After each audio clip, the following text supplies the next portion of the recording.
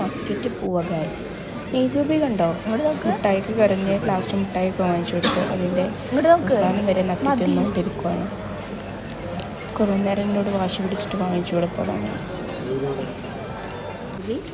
അപ്പോൾ ഞങ്ങൾ നേരെ ഫ്ലൈറ്റിലേക്ക് കയറാൻ വേണ്ടി പോവാണ്. അപ്പുറത്തുള്ള ഫ്ലൈറ്റ് നോക്കിയിട്ട് മീമാൻ എന്ന് പറയുന്നുണ്ട്. ഫ്ലൈറ്റിൽ സീറ്റ് ബെൽറ്റൊക്കെ ഇട്ടിരിക്കുക. സീറ്റ് ബെൽറ്റ് ഇട്ട് കുറേ ഷോഫൊക്കെ കാണുന്നുണ്ട്.